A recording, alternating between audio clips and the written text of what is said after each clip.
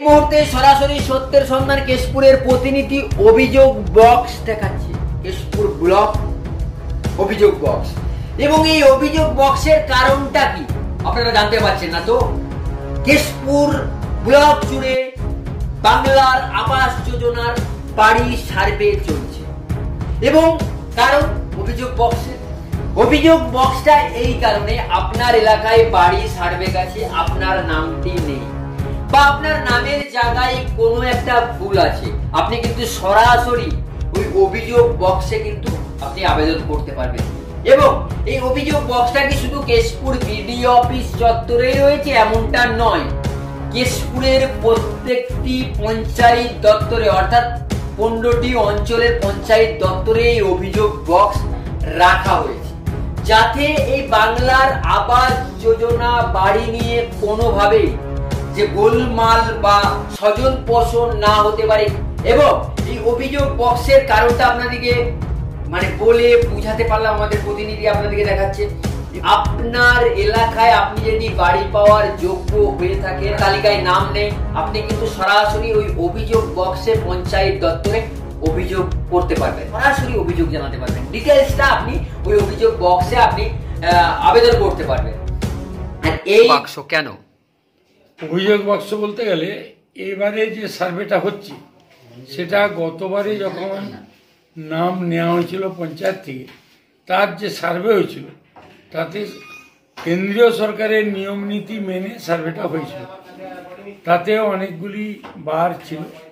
কিন্তু বর্তমানে কেন্দ্র যেহেতু টাকা দিচ্ছে না, মমতা ব্যানার্জি বলছে বাড়ির টাকা আমি দেব, তার জন্য কিন্তু সেই না, আর কেন্দ্রকে মান্যতা দিয়ে সেই ব্যক্তির নামগুলি সার্ভে করা হচ্ছে। কেন না, যেহেতু ওখানে কেন্দ্র এবং রাজ্যের রেশিও ছিল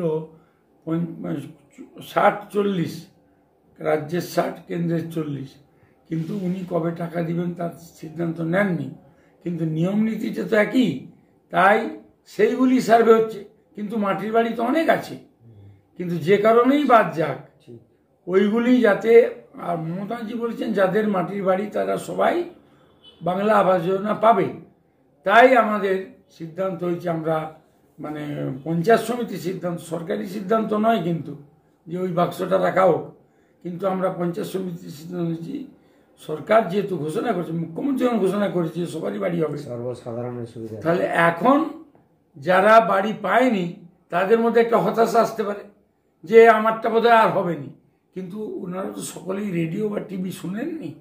তাই মুখ্যমন্ত্রীর যে ইচ্ছা সেইটা পূরণ করা, বা যে মানুষটির কাঁচা বাড়ি আছে সে বাড়িটি সেটিতে পায়, তার জন্য তার অভিযোগ কি, তার সঠিক যে বিবরণ, যে তার নাম, বাস্তুর জমির কাগজ, ব্যাংকের অ্যাকাউন্ট, আধার কার্ড, ভোটার কার্ড নিয়ে একটি করে ফাইল স্টিচ করে তাদের বাক্সে রাখা হচ্ছে। ওইগুলি আবার আমরা ফাইল করে অঞ্চলে অঞ্চলে পরবর্তীকালে পাঠাবো, অঞ্চলেও জমা দিতে পারে। বাক্সগুলি কত জায়গায় রাখা হয়েছে? অভিযোগ বাক্স রাখা আছে, অঞ্চল প্রধানের কাছেও রাখতে বলা হয়েছে, জমা দিতে বলা হয়েছে, আবার এখানেও জমা দিতে বলা হয়েছে যাদের হয়নি। ওই জন্যই এই বাক্সের ব্যাপার, বাক্সটা কোনো ভেগ নয়, সরকারি নির্দেশে আমরা রেখেছি তা নয়। আমরা মনে করেছি যে ওই মানুষটি যাতে কষ্ট না পায়, তার নামটা সঠিক যাতে আমরা নির্ণয় করতে পারি, তার জন্যই বাক্সটা রাখা আছে।